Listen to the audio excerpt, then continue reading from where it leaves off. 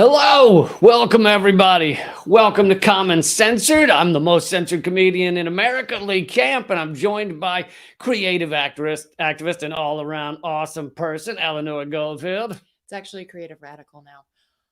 Thank you. Is it? Did you get it officially changed? Did But you go down to the city hall? I did. and have it But I changed to like creative? activist because Did I say activist? you said activist, which I think I said activist, which I don't know what that is. no, I heard activist. Okay. So what you hear is what the truth is. So activist, I like. I think I'm going to use that. It sounds like you're an actor pretending to be an activist. But if I am, But you're not, though. But no, you're not. I'm not. But You're not. There was an FBI warrant out for you, so. that's true. Also, I don't know if I can go to Louisiana. Because you don't like mosquitoes. That's Mosquitoes also true. Mosquitoes had a warrant out on me. I'll tell you that much. Yeah, no, that's the thing. If you ever want to not get bitten by mosquitoes, just sit next to Lee.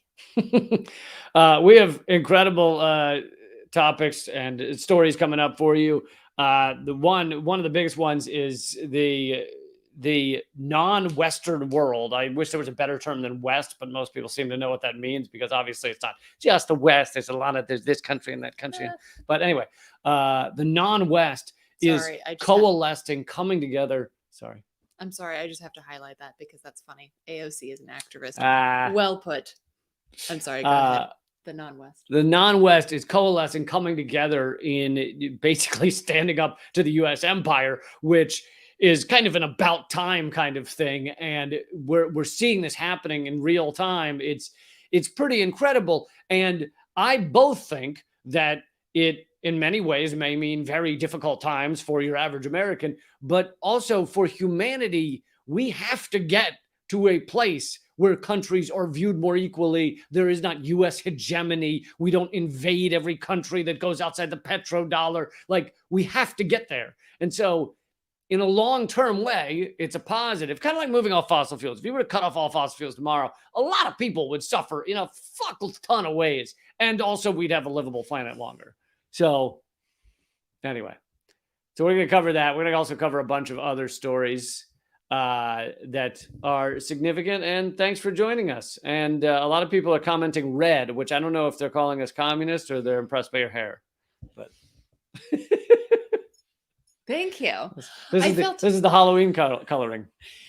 No, I wasn't. Although I did dye it red once to be Axl Rose for Halloween. But I don't. Did he have red hair? Well, he still does unless he dyes it. Blondish red or something. Right. Strawberry blonde, I believe what you call it. Not this kind of red. This is not a natural hair color. No, but I felt autumnal, like the changing colors and everything like that. And I felt moved to dye my fucking hair. Did you know autumnal is only a real word in poems? It's the only place you're allowed to use it. I'm a poet, so there you go. I get to use it. You are. In fact, the book is... Oh, nice. It almost feels like we planned that ahead of time. There it is. And then I pass that to you. But we did not. Anyway, hello everybody. Thanks for joining us. Please hit subscribe and hit like and hit thumbs up and all those things because we're incredibly suppressed and censored and deleted and yeah. So we need your help. Thank you. All right. So let's get to it. Let's begin with this article by Patrick Lawrence. Patrick Lawrence is a professor and author, a correspondent and author, so a journalist, and he wrote his new book is Time No Longer, Americans After the American Century. And this article is coming from Sheer Post, a great outlet, which I have written for many a time. Let's see here. But the non-West coalesces is the title. The non-West is coming together. Something apocal importance happened in Vienna, where the Organization of Petroleum Exporting Countries, better known as OPEC, now known as OPEC Plus, which sounds like a cleaning fluid. It also gets rid of fucking termites with the inclusion of the Russian Federation. So now it's OPEC plus Russia. Convened recently for its first in-person session since 2020. You would not know of this development if you rely only on corporate-owned media. Basically, the only thing that corporate-owned media has mentioned is that OPEC is cutting, reducing oil production. But there's something very significant that happened in this meeting, in this this get together. OPEC Plus decided to reduce oil production of member nations by 2 million barrels per day as of next month. But this is not the half of what transpired in Vienna. Saudi Arabia, long the driving wheel in OPEC, effectively declared its long history of subservience to Washington was over, but its subservience by way of which oil production has been exchanged for security guarantees. And it basically declared it's on the way out. One of Washington's bedrock allies in the Middle East, Israel being the other, just took a major step toward the coalescence of non-Western nations into a coherent bloc acting in its own interests. And something you have to realize how big this is you have to understand that America, the American empire, American hegemony, the power is based largely on the petrodollar, the fact that oil is sold and bought in US dollars. And in exchange for doing that, we give Saudi Arabia these massive security guarantees that we will always have their back, even if they happen to accidentally chop up a Washington Post journalist and throw him in a fire. Accidentally. Even if they do that, we still got you back. We don't give a shit about how awful Saudi Arabia is. And the reason is because of this deal we have with them. So if it goes back to the 40s, right? 1945, yeah. That's when it first started, but we didn't get off the gold standard, I think, until the 70s. So that's when the petrodollar became this, thing that is the basis of our empire. And the article goes on, this is more than a pretty big deal. It brings us considerably closer to a new world order. New world order. Russia and China, the two most influential non-Western nations, have been talking about for several years. Hold on, I wanted to go back to showing you guys there. Have been talking about for several years, and notably since the Biden administration took power in January 2021. Within months, Beijing and Moscow concluded that there is no making sense of a nation that, even if its power declines, has no intention of working with them as equals for mutual benefit. And that's one of the biggest flaws of America. I mean, there's a lot on that list. But one of the biggest ones is we basically say to every other country, fuck you, we're not going to work with you on an equal basis ever. We're just going to try and bend you to our will. And so countries only put up with that for so long. I'm also reminded of a Chris Hedges quote that I don't think it's in a book, but I was seeing him speak once in DC, and he said, the US speaks to the world in a language of violence. Don't be surprised when the world finally responds in the same language. And that could mean war, but it can also mean things like economic warfare, because as we've covered before, both here and in our own respective shows, economic violence is definitely violence because it translates to death vis-a-vis access to food, healthcare, things like energy. And I was just looking up, just as a reference, how many barrels of oil are used per day, because you said that they were going to cut it by 2 million barrels of oil a day. And basically, I believe in 2021, the US consumed 18.7 million barrels of oil a day, which I also don't understand how that's even fucking possible. I've been trying to cut back. I only take in 2 million barrels a day. Yeah, could you cut it back a little bit? Maybe like 1.5? Yeah. According to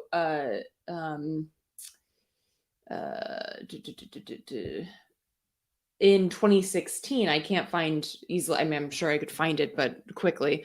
In 2016, the world consumed 97 million barrels of oil per day. Did you say the US does 81? No, 18. Oh, 18. 18.7 million barrels a day. Per day. And then the world is 97 million barrels per day. So 2 million barrels a day because these numbers, oftentimes we hear these numbers and we're like, what the fuck does that mean? Like in actuality, like in relation to how much is actually consumed. And so there you have it. There's a comparison for you on that front. Good points. And also Nick's back after a year. I don't know where he's been. Hey, Nick, good to have you back. So this article that I've been reading from, it goes along with what I covered in a Most Censored news episode recently, that over 80% of the world is not backing the U.S. proxy war in Ukraine. That doesn't mean they're all like coming to the aid of Russia, but many have the same stance that I have, which is I'm against the Russian invasion and I'm against the U.S. proxy war. So you can be against both. And so over 80% of the world's population is in countries that are coming down with that analysis of the situation. And also, I mean, even if they don't have a moral stance on it, and they're like, I don't really give a shit how many people fucking die. They're like, I don't want to get involved. Like, I don't want to get dragged into this bullshit. Like the U.S. I mean, it's because it's so clear to anyone who fucking does even just a little bit of research exactly what the situation is. So I don't want to get dragged into the fucking this proxy war in the Ukraine, where the U.S. is really just trying to poke the Russian bear like that. How is that the fight of people in other OPEC nations? It's not.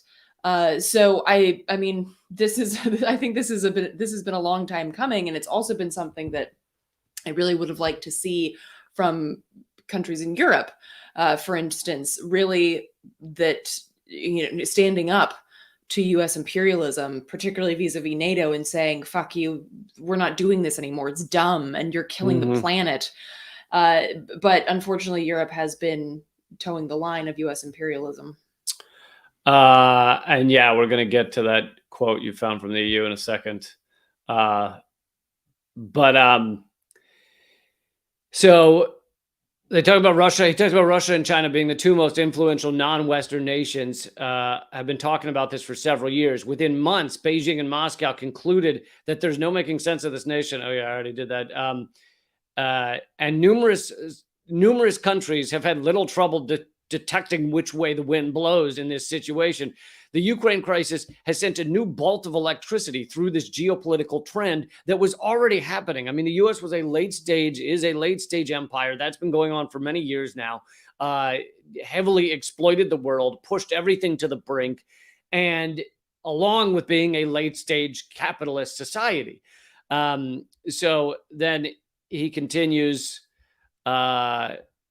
Russia's no limits relationship with China is a premier case. Russia has recently consolidated its cooperative ties with Iran as well, which you notice that, isn't it convenient that the U.S. is like, hey, we're going to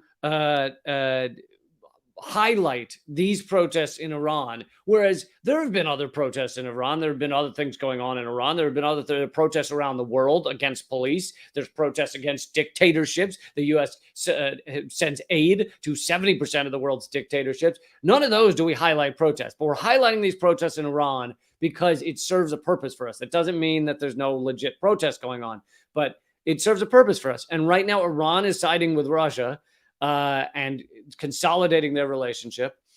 And then he continues, so has China. And then he points to these various partnerships: Iran and Venezuela, China and Cuba, China and Nicaragua. The list goes on. As we speak, Moscow and Beijing are developing partnerships of various kinds in Africa, the Middle East, and Asia. And in fact, when Zelensky had a call with African leaders to try and give his, propaganda view of things, something like 95%, I believe, of African nations did not attend the video propaganda from Zelensky. So that shows you where Africa stands on this, which is how you end up with 80% of the world's population coming down on the side that hopefully you guys viewing are on, and the side we're on, which is against the Russian invasion, against the fucking proxy war, against funding and arming Nazis, against all that shit.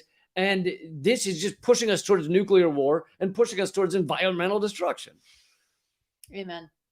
Do you want to introduce this clip I'm about to play?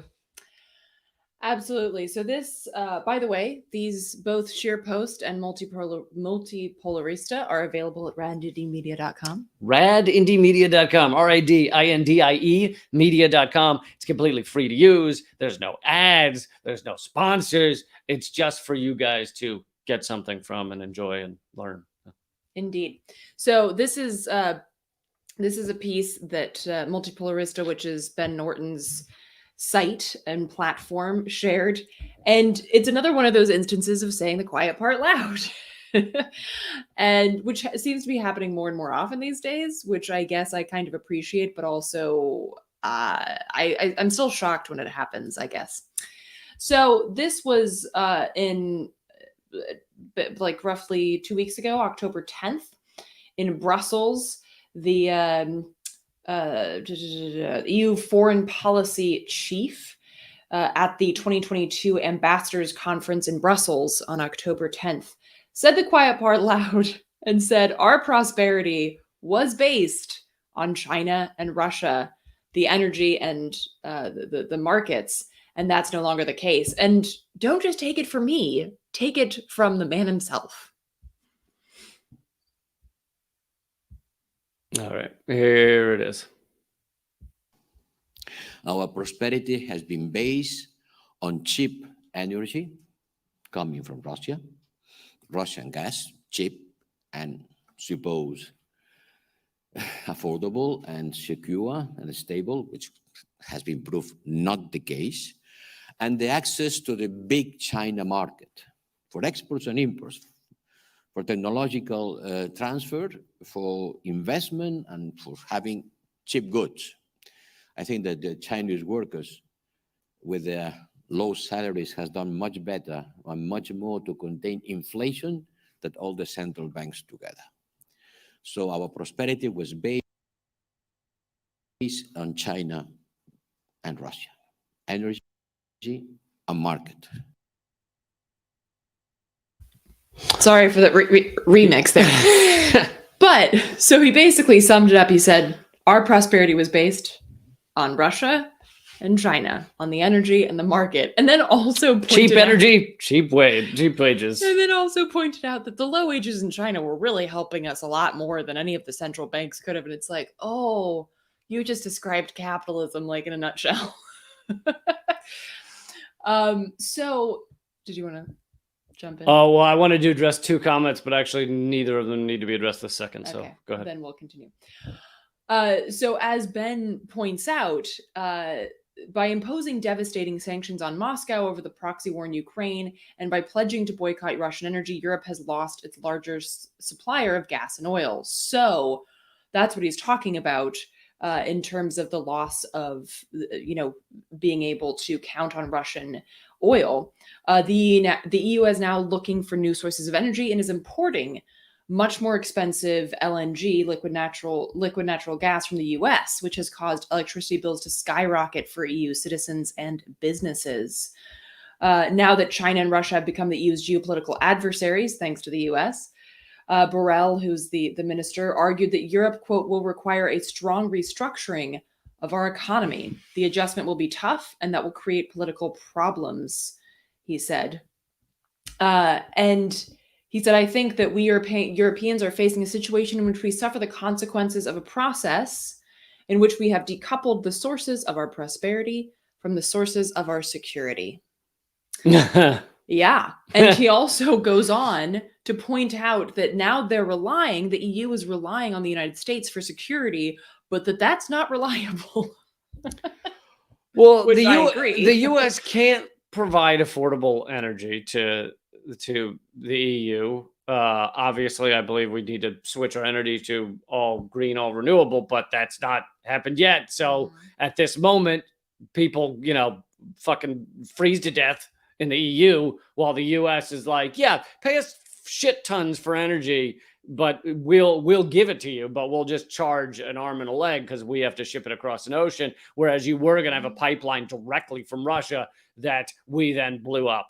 And so, yeah, the EU is fucked. And honestly, this is part of what the U.S. wanted in this situation, which is to put the EU back into a vassal situation, a feudal situation underneath the United States, and they're fucking there. I mean, the EU is just going along with all of this hook, line, and sinker. The U.S. has pressured them, and they're just doing it. Right, and Borrell points out that this is a really unstable situation. He says that, and this also speaks to your point, Lee, of the petrodollar. The central banks raising interest rates in the United States, everybody has to follow, because otherwise their currency will be devaluated. Everybody is running to raise interest rates, and this will bring us to a world recession. The world following the Fed, the world implementing the same monetary policy, because there is no other way. Otherwise, the capital won't flow. And he said, and you have to do it even if it's not the right policy for your internal reasons. And so he's pointing out that they are having to follow the U.S. because that's the decision that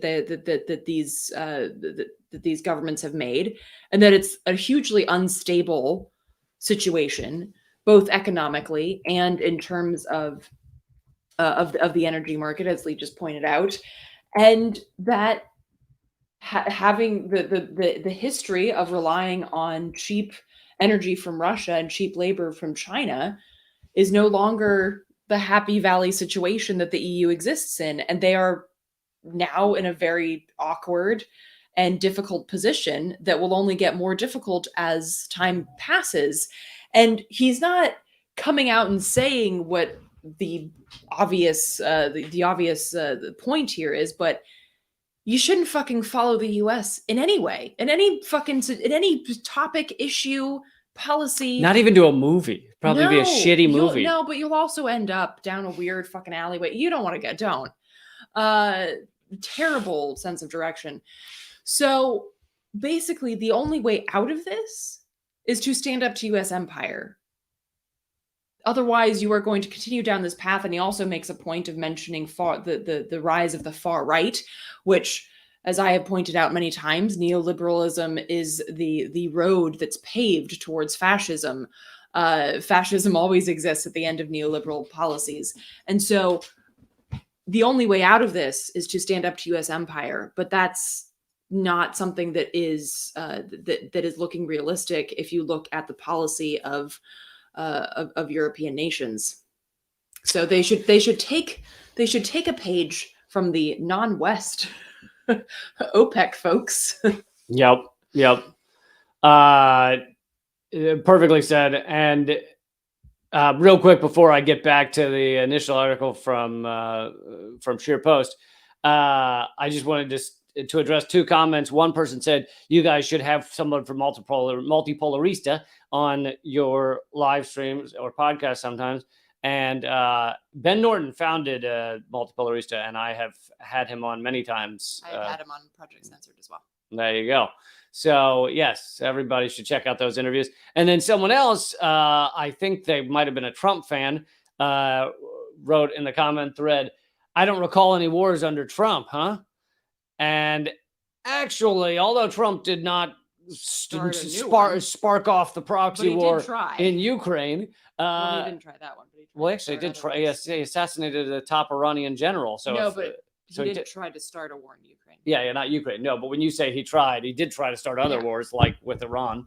But actually, many of the wars continued under Trump. In Obama's final year, the Pentagon dropped 26,000 bombs. In Trump's first year, the Pentagon dropped 40,000 bombs. So the idea that war was not ongoing under Trump is kind of laughable. You have to use a really kind of fake view of history to believe that. Well, not even. It's just dumb. That's just dumb.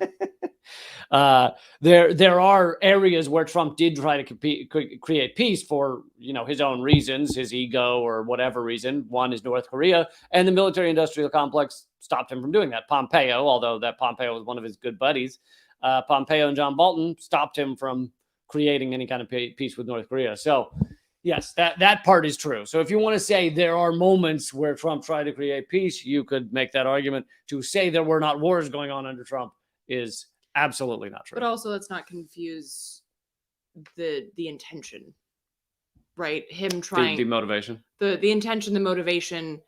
Trump doesn't give a shit how many people die. He doesn't give a shit if the whole world goes up in flames, as long as he has his gilded fucking toilet.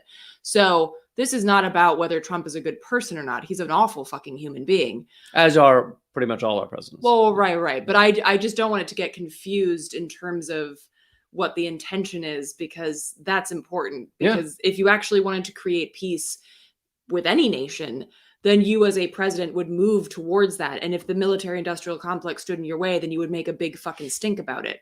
But of course, Trump didn't, because he's a fucking idiot and he's a horrible human being. Yep.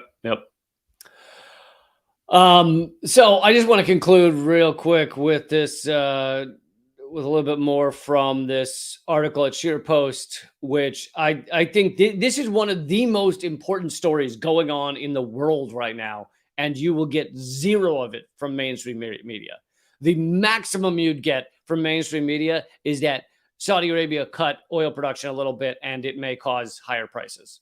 That is the max, and that is nothing. That is none of this story, and you just can't get this. And this is what we are all facing in this world right now, and our coming years are going to be decided in many ways by what is being discussed in this article. So just a little bit more, as you recall, he was talking about the various partnerships of non-Western nations, such as Russia and China, Iran and Venezuela, China and Cuba, China and Nicaragua. He then goes on to say, when Putin and Modi summited in New Delhi last December, the Russian president and the Indian prime minister oversaw the consummation of no fewer than 28 agreements covering cooperation across the board: investment, tech, transfer, energy, defense, all of that between India and Russia. And one final line, he says, in my read, he's talking about Biden, I believe.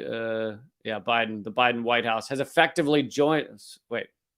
No, he's talking about MBS, Saudi Arabia. Yeah, so Saudi Arabia has effectively joined the Russians and Chinese in concluding there is simply no working with so unserious a regime. I almost think that the one thing I will maybe partially disagree with is it seems Patrick Lawrence is almost saying Biden's just a fool. And it's like, I don't think Biden's a fool. I think he is representative of what this imperialist capitalist society vomits up in kind of its end stages. You vomit up someone that will do anything at all costs, or will listen to people that want them to do anything at all costs to try and maintain ownership of the world. Mm-hmm. There is no one in those meetings, in that cabinet, sitting around Biden. Let's be honest, Biden's not making most of these decisions. Someone that can put together 2 words is probably making them. And there's no one in that entire room, nor in the Pentagon, that says, perhaps we should work with some of these countries. Perhaps we should sit down and actually figure things out with Russia or China or anything. They just say, here's how to try to destabilize and crush these countries. That is all they view it. The only way they view it. You had a good joke about that about the conversations that happen on mainstream media. Like, it's not about like, should we even bomb Syria at all? It's like, should we bomb Syria today or next week? And so that becomes and Chomsky has a quote about this, like about the acceptable parameters of thought. It's termed the Overton window. Right. Yeah. And how they make you think that there's this lively debate just in between these small parameters. But in reality, the larger questions that actually have meaningful answers are far outside of these confines that they give you on purpose, because they don't want you asking the meaningful questions, because you might come up with a meaningful answer that flies in the face of their propaganda and the foundations of the oppressive system that we live under. So, yeah. So everybody keep an eye on that story. I'll keep referencing it. And this also goes along with something I've been talking about a lot, which is the great splitting of the world economies. In that article, he's only partially talking about economies, but and what the clip that Eleanor just played from the EU that talked heavily about economies. This is a massive splitting of the world economies, and it's the U.S. trying to hold on to hegemony at all costs. And of course, it's scary, but it's also something that needs to happen. It's like leaving an abusive relationship. That's a scary time, but it kind of has to happen. The U.S. government is the largest abusive partner that's ever existed. Yes, what?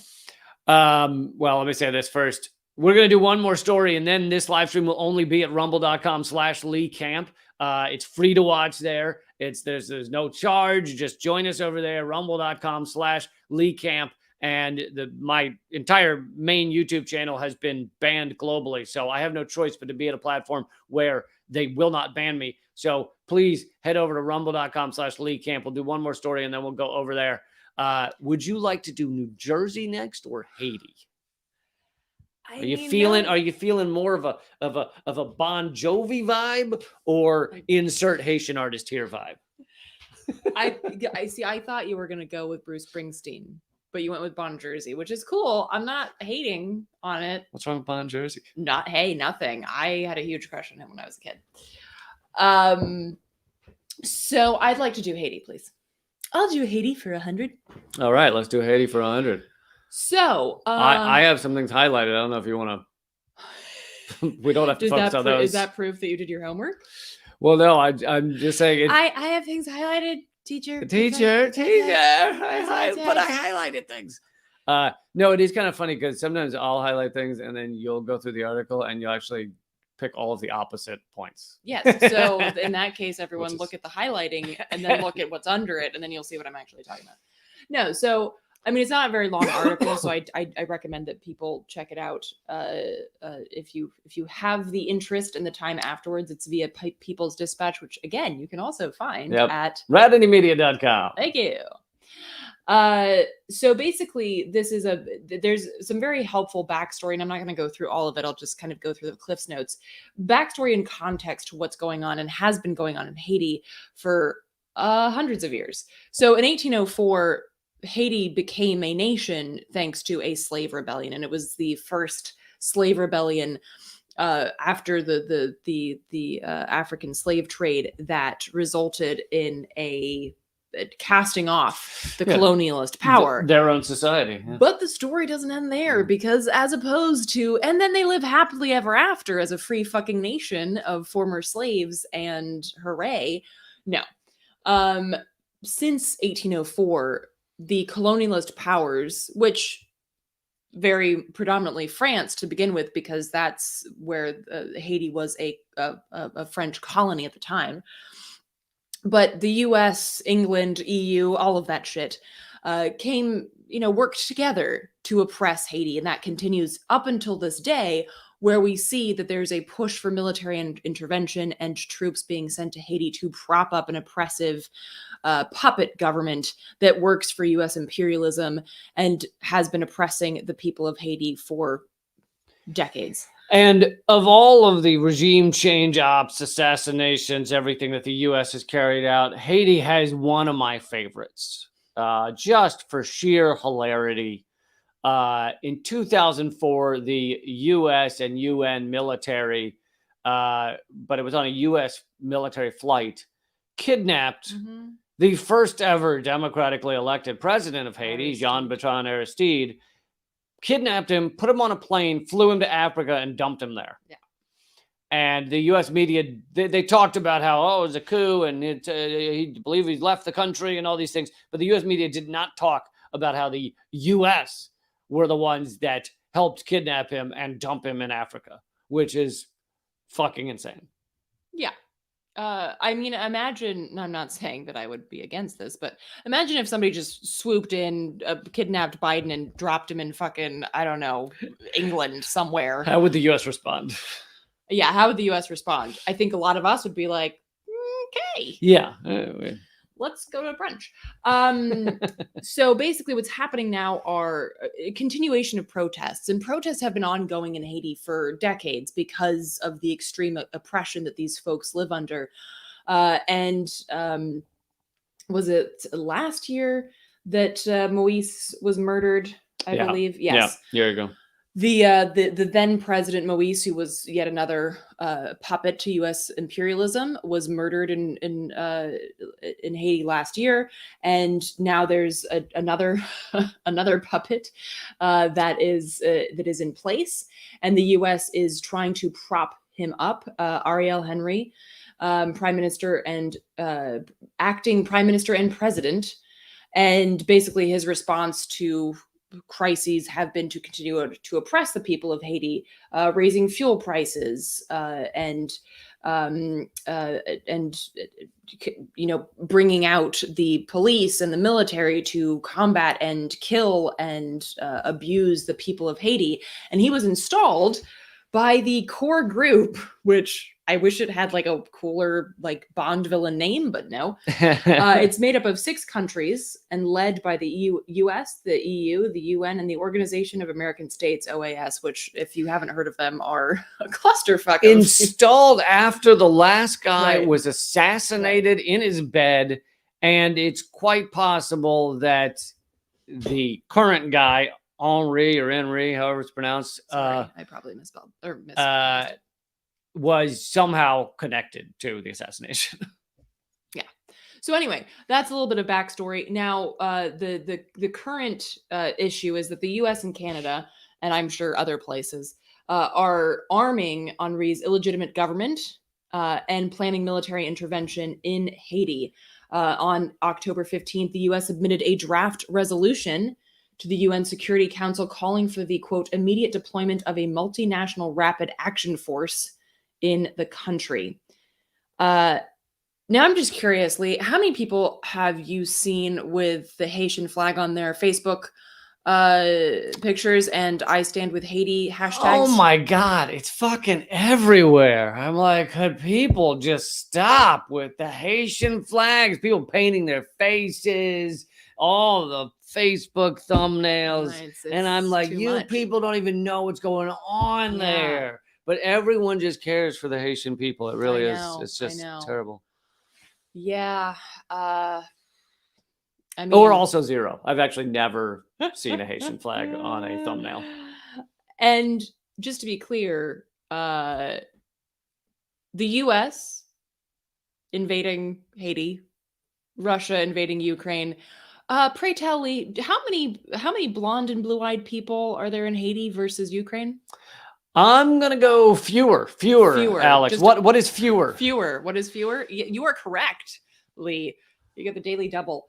But also Haiti. The perhaps even the bigger reason is Haiti is not a proxy war for us.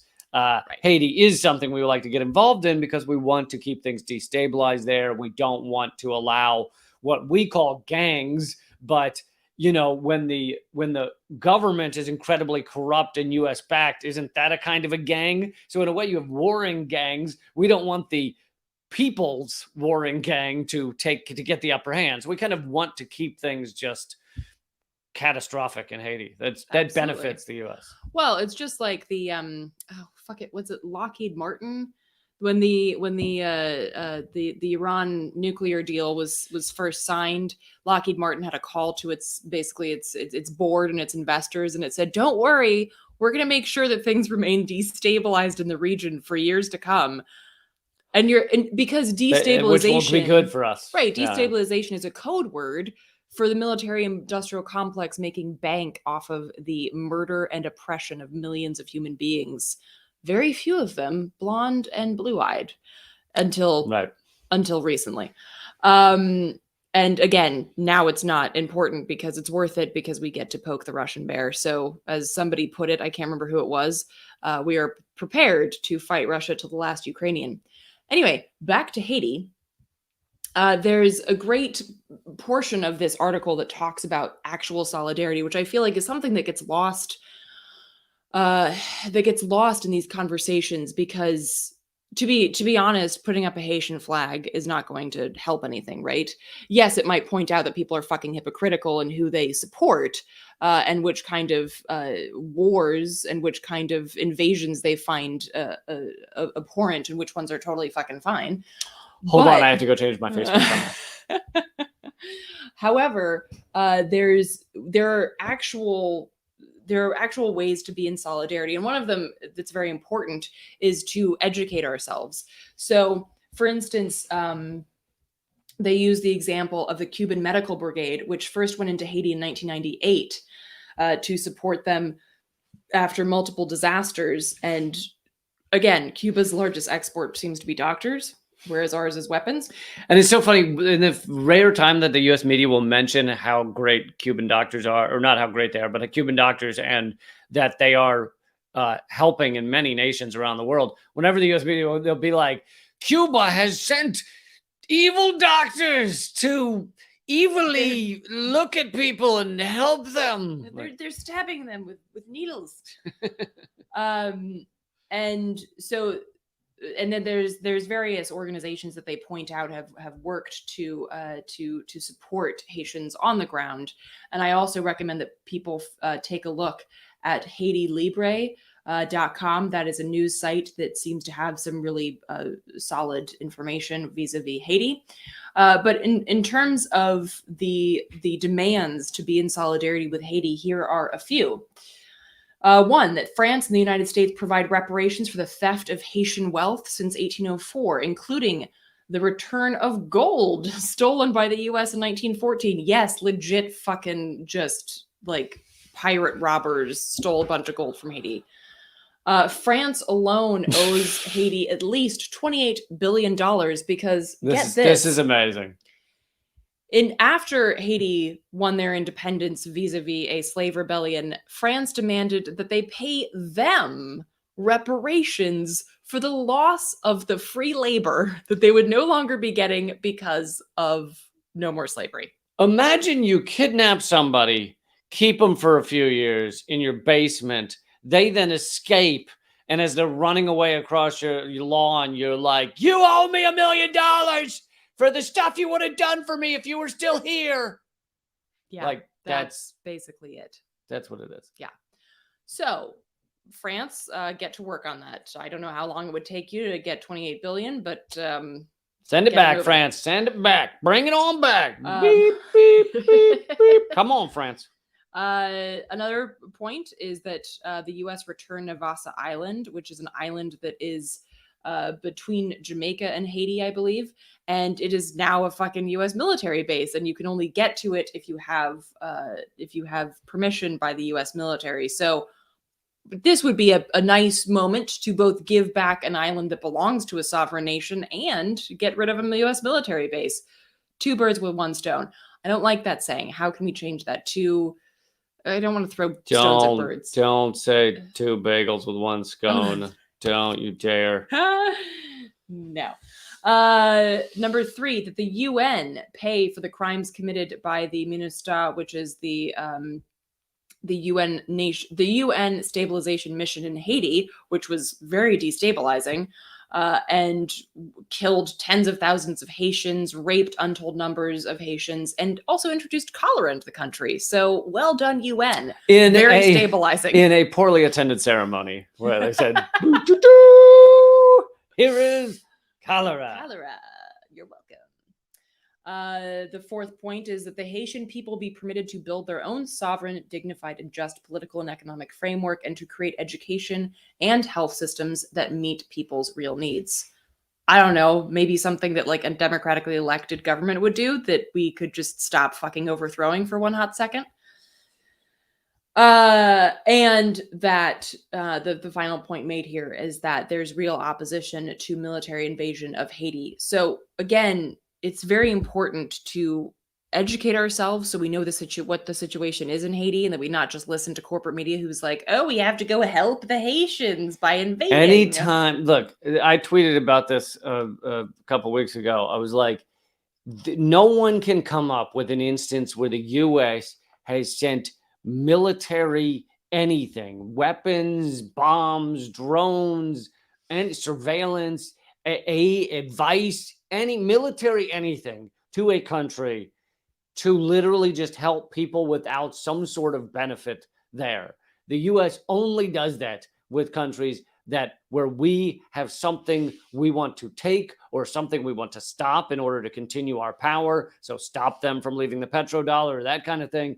So the idea that right now we just want to help the poor Haitians. Yeah, we you just know? happened to notice Oh God, having a rough time. they're having a rough time, and just like Hillary Clinton was very involved in Haiti and the Clinton Initiative and everything, they just wanted to help those Haitians, really Mhm. did.